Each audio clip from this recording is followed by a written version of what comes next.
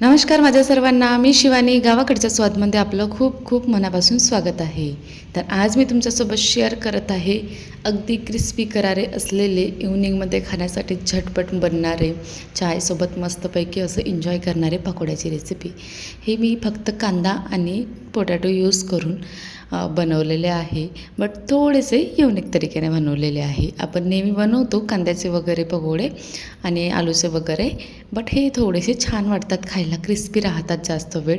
यासाठी ही रेसिपी मी बनवून बघितली आणि तुमच्यासोबत शेअर करत आहे. त्यासाठी काय करायचं, आपल्याला 2 ते 3 आलू घ्यायचे आहे. त्यामध्ये मी 3 आलू आणि 2 कांदे घेतलेले आहे. अगोदर स्वच्छपणे धुवून घ्यायचं आणि नंतर आलूची साल काढून घ्यायची. साल काढून झाल्यानंतर आपल्याला याला बारीक बारीक असं छानपैकी असं कापून घ्यायचं आहे. ज्या प्रकारे आपण चटणी बनवताना कापतो ना छोटे छोटे तुकड्यामध्ये, अगदी तशाच प्रकारे छोटं छोटं कापून घ्यायचं आहे. याला छोट्या पीसेसमध्ये कट केल्यानंतर आपल्याला याला पाण्यामध्ये टाकायचं आहे.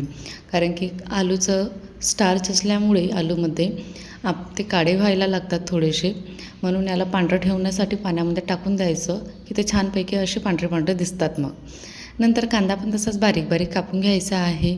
सोबतच मिरची आणि कोथिंबीरसुद्धा कापायचा आहे. यामध्ये तुम्ही कांद्याचं प्रमाणसुद्धा जास्त वाढवू शकता आणि जास्त प्रमाणामध्ये बनवायचं असेल ना, तर जेवढे काही इन्ग्रेडियंट आहे ना त्याची क्वांटिटी जास्त करू शकता. तर यामध्ये मी कांदा आणि मिरची दोन्ही कापून घेतलेला आहे. सोबतच तुम्ही यामध्ये कढीपत्तासुद्धा टाकू शकता, ऑप्शनल आहे टाकणं. आवडत असेल तर टाकायचं, नाही तर त्याला स्किप करून घ्यायचं. नंतर एक भांडं घ्यायचं ज्यामध्ये आपल्याला बॅटर बनवायचं आहे. त्यामध्ये जे पाण्यात ठेवलेले आलू होते ना त्याला काढून घ्यायचं आणि ते त्यामध्ये टाकायचे. नंतर कांदा, कोथिंबीर, मिरची हे सुद्धा टाकायचं आणि नंतर आपल्याला याला क्रिस्पी होण्यासाठी तांदळाचं पीठ टाकायचं आहे 3 ते 4 चम्मच. सोबतच कॉर्नफ्लॉवर टाकायचं आहे 2 ते 3 चम्मच. कॉर्नफ्लॉवर थोडं कमी टाकायचं तांदळाच्या पिठापेक्षा आणि नंतर लागेल तर तसं टाकू शकता तुम्ही. नंतर 1 चम्मच मी रेड चिली पावडर, सोबतच पाऊण चम्मच हळद टाकलेली आहे. चवीनुसार मीठ, थोडंसं आमचूर पावडर, अजवाईन आणि जिरे टाकलेलं आहे. यामध्ये तीळसुद्धा टाकू शकता तुम्ही आणि नंतर हे सगोदर मिक्स करून घ्यायचं. मिक्स केल्यानंतर तुम्हाला समजेल की आपल्याला काय यामध्ये टाकायचं आहे. बरोबर हे ड्राय दिसत आहे, बाइंडिंग होत नाही आहे. यामध्ये फक्त 2 चम्मच तुम्ही बेसन टाकायचं. 2 ते 3 चम्मच बेसन टाकलं की बरोबर ते बाइंड व्हायला लागतात आणि हलकंसं पाणी टाकायचं. खूप जास्त असं आपल्याला याला पातळसर असं बनवायचं नाही, हलकंसं घट्टसर राहील बा असं बॅटर तयार करायचं आहे. कारण की तेल जोपर्यंत गरम होते ना तोपर्यंत थोड्या वेळातच लगेच ना बॅटरला पाणी सुटायला लागते कांद्यामुळे.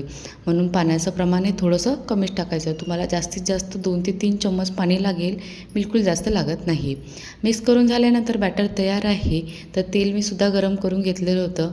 छानपैकी असं मीडियम फ्लेमवर गरम केलेल्या तेलामध्ये आपल्याला फ्राय करून घ्यायचं आहे. पकोडे टाकताना हातावर घ्यायचे आणि थोडेसे चापटसर असे हातावर करायचे आणि टाकायचे.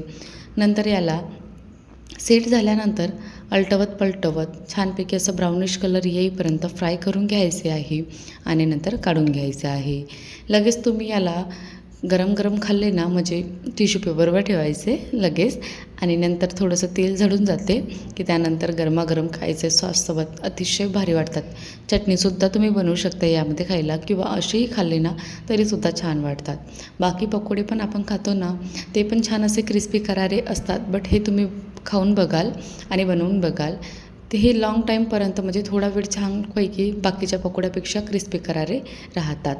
अशा प्रकारे हे पकोड्याची रेसिपी तयार झालेली आहे. कशी वाटली तुम्हाला आजची ही रेसिपी?